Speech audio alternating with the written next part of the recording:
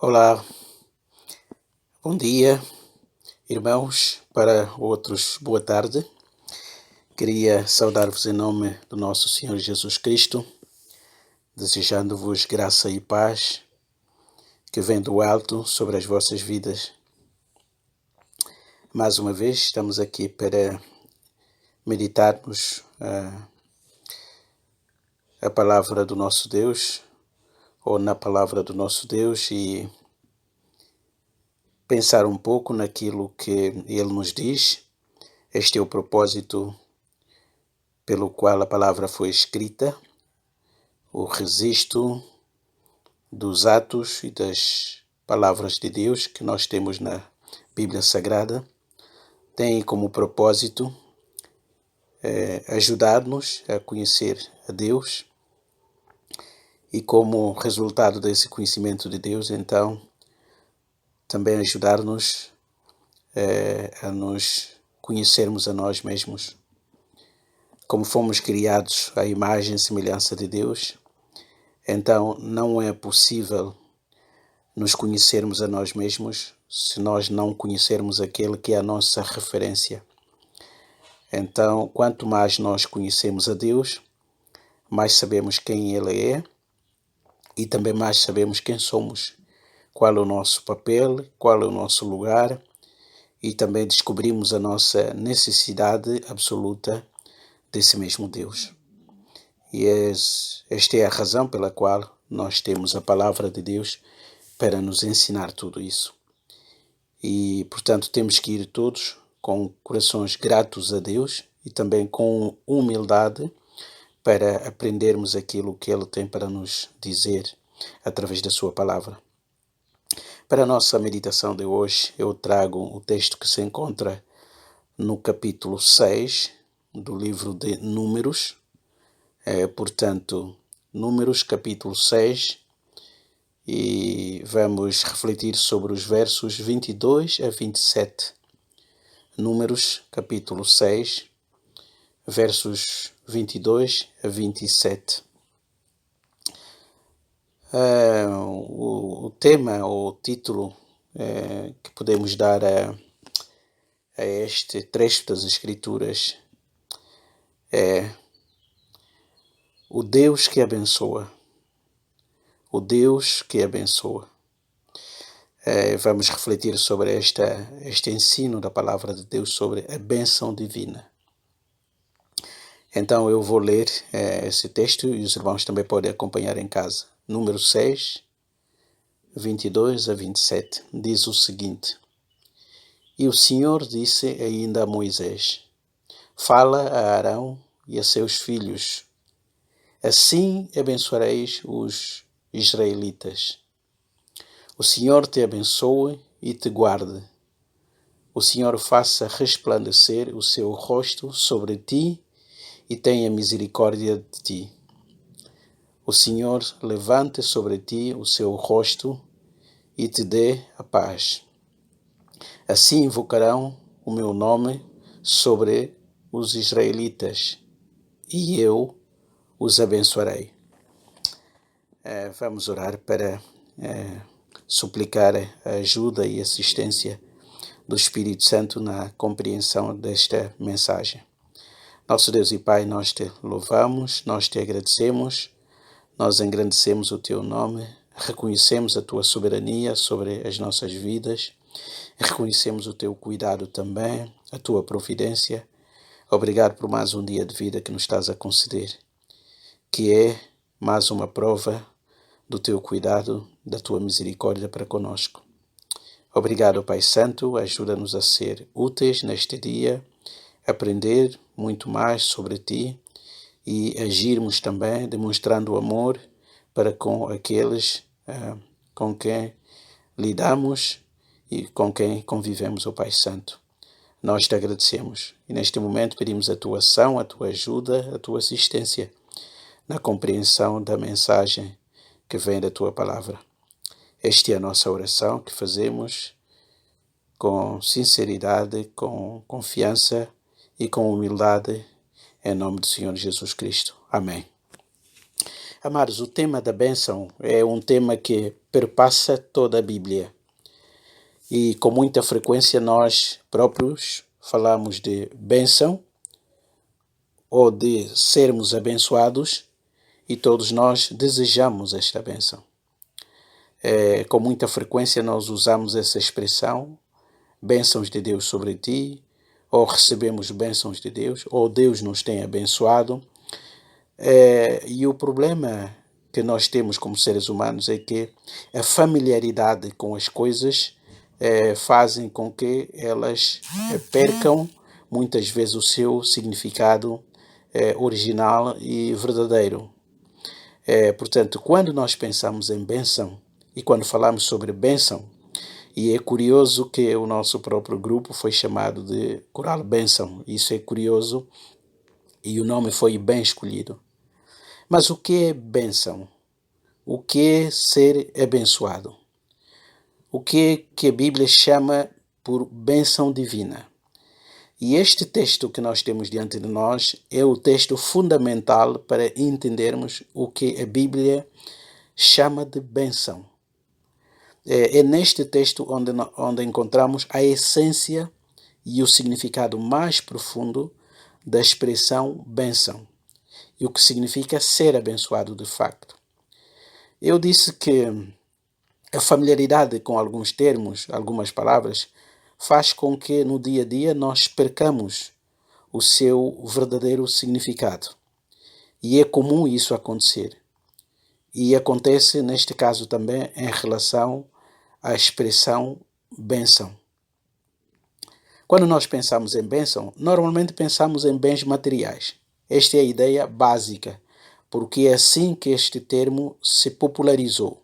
Ser abençoado é ser acumulado por Deus de bens materiais, talvez de saúde física, de capacidade financeira, de volume de negócio, de uma conta bancária recheada.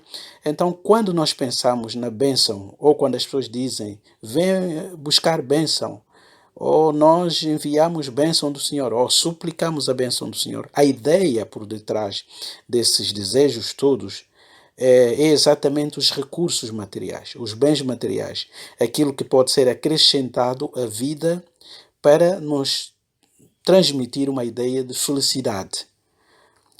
Mas este texto acaba por nos mostrar que este não é o sentido original.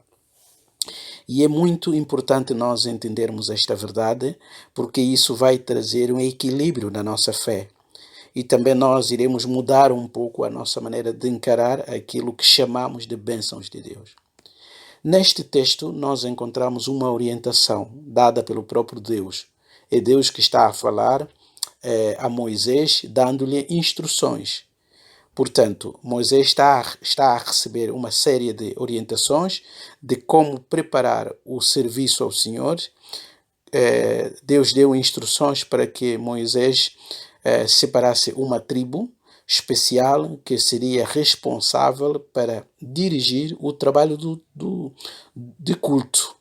Primeiro no tabernáculo, que seria uma tenda móvel, e mais tarde, como nós veremos, quando o templo é construído, esta tribo ficou responsável pelo trabalho, digamos assim, do culto. Todo o ministério do culto estava sob a responsabilidade dos filhos que pertenciam à tribo de Levi. E então Deus está a dar instruções aqui a Moisés, e ele diz, e o Senhor disse ainda a Moisés, ou seja, entre outras instruções que Moisés tinha recebido, e o capítulo anterior fala do voto ou da lei do nazireado, aqueles que eram considerados nazireus, que entravam num voto com Deus, e as suas vidas deviam ser vidas diferenciadas, e havia uma série de regras que deviam cumprir para que o seu estado de nazireu pudesse ser efetivamente executado. Então, depois dessas orientações, é que o texto diz, e o Senhor disse ainda, ou seja, entre aquilo que tinha dito antes, o Senhor continua a falar com Moisés. E o que é que ele disse a Moisés? fala a Arão e a seus filhos, assim abençoareis os filhos de Israel, ou os israelitas. Então, Deus está a dar instruções aqui a Moisés, para ele, por sua vez, dizer ou falar com Arão, que era o sumo sacerdote, e os seus filhos, que eram sacerdotes, portanto, responsáveis pelo serviço no templo. Deus mostra a forma como eles deviam abençoar os filhos de Israel. E isso é muito importante para nós. Como é que Arão e seus filhos deviam transmitir bênção para o povo de Israel? Em primeiro lugar, bênção tem a ver com bendição. Não é? Abençoar, em primeiro lugar, é um verbo oral, ou seja, é um verbo que tem a ver com palavras. Abençoar significa bendizer. E bendizer significa dizer bem de alguém. É exatamente o contrário de amaldiçoar. Amaldiçoar significa pronunciar mal sobre alguém. E bendizer significa pronunciar bem sobre alguém, ou coisas boas. Então, abençoar, em termos originais, tem a ver com palavras que saem da boca para dizer bem ou pronunciar palavras boas sobre alguém. E nós vemos logo então o conteúdo dessa bênção. Então, o que Arão e seus filhos deviam dizer ao povo de Israel? E aqui encontramos o centro, não só do próprio significado da bênção, mas também o que significa na Bíblia, em primeiro lugar, abençoar alguém.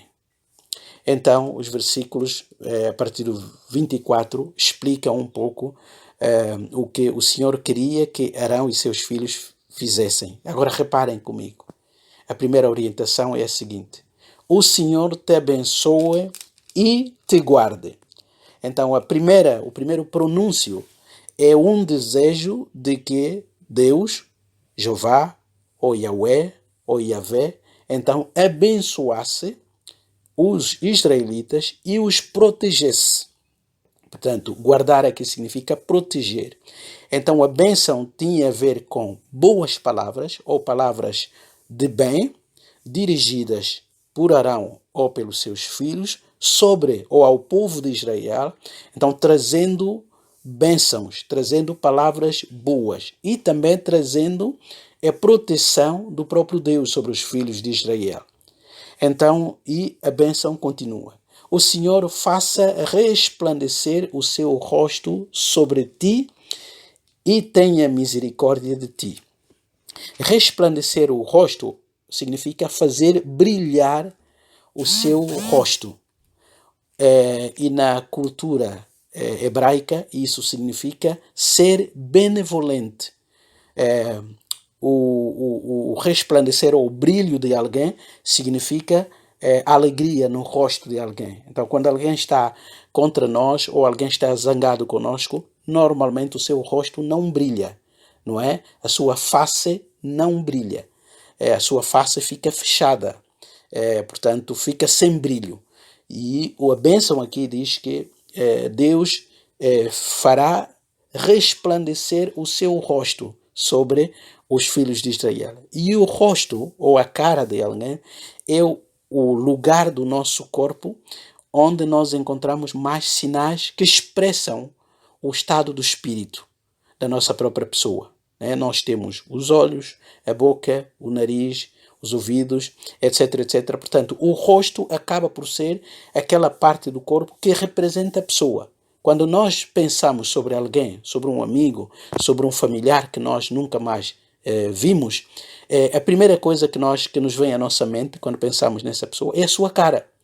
Nós não pensamos na sua perna, nós não pensamos nos seus braços. Quando pensamos em alguém, nós pensamos logo no seu rosto. Então, o rosto representa, digamos assim, a própria personalidade.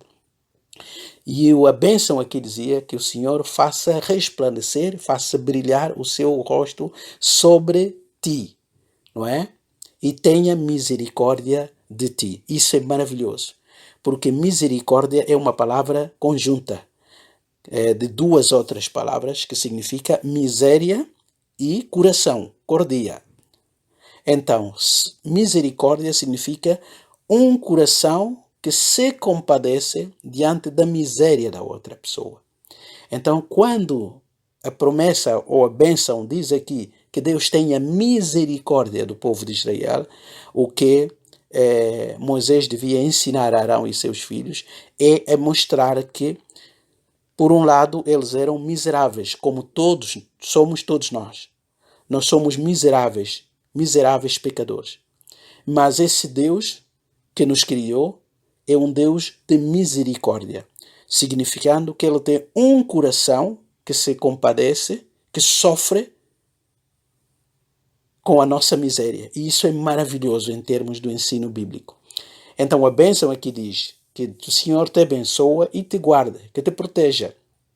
Que o Senhor faça resplandecer o seu rosto sobre ti, ou seja, olhe para ti com agrado, faça brilhar o seu rosto sobre ti e tenha misericórdia de ti.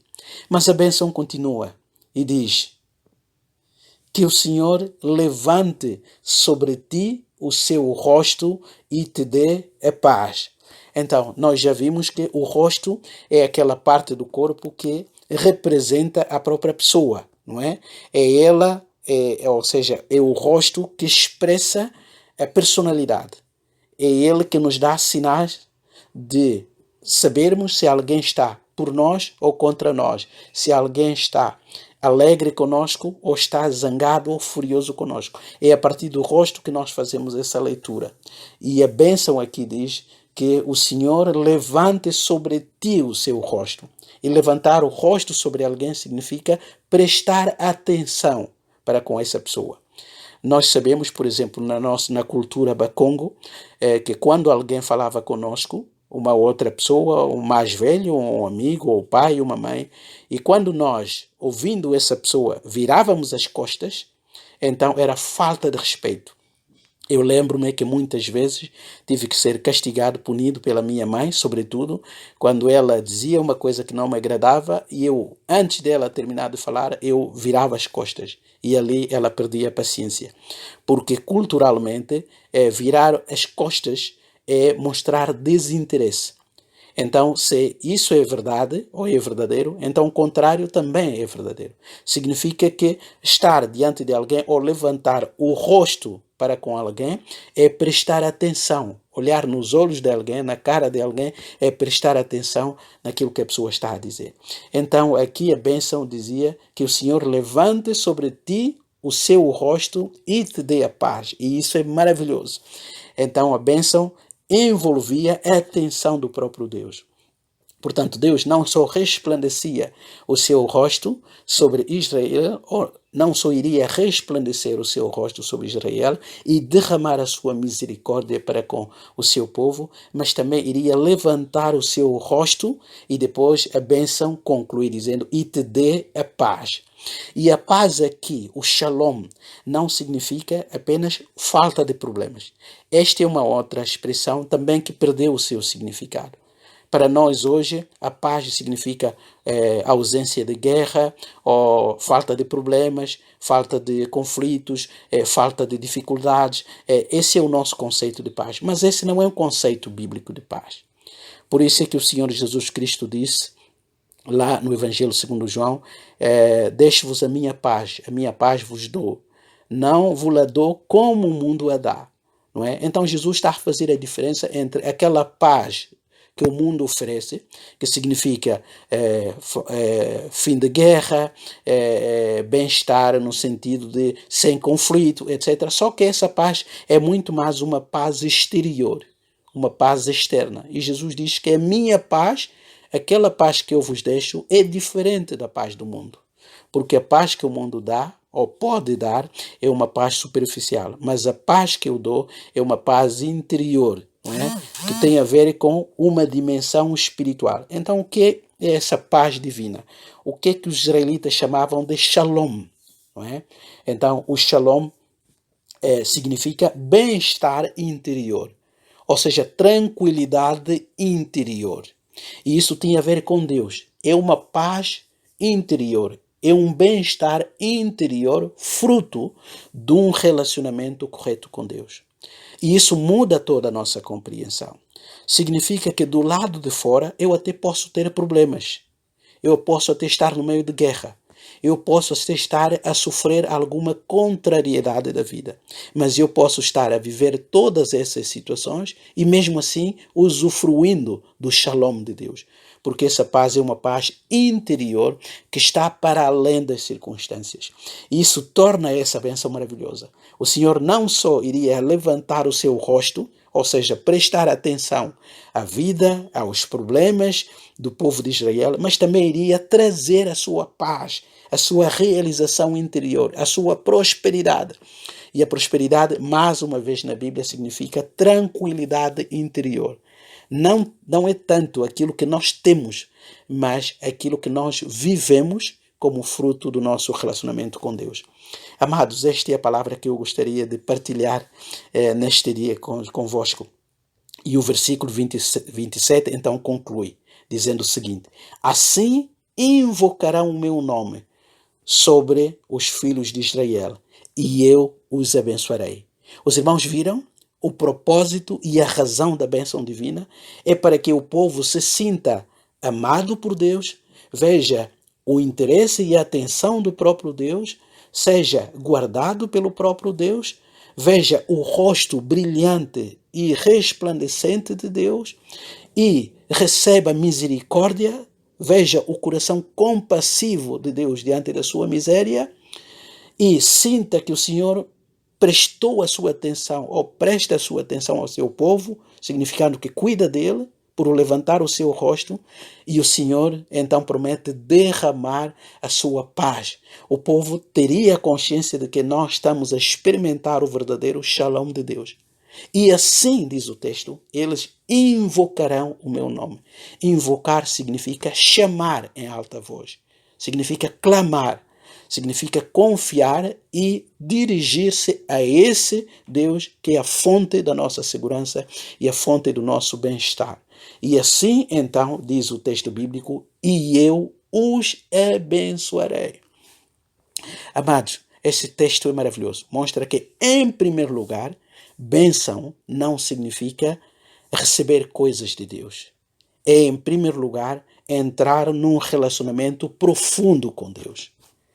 Um relacionamento de proteção, de confiança, de atenção do próprio Deus, da graça e da misericórdia do próprio Deus, do cuidado do próprio Deus e da vivência da paz interior que esse mesmo Deus traz. É isso que significa a bênção na vida.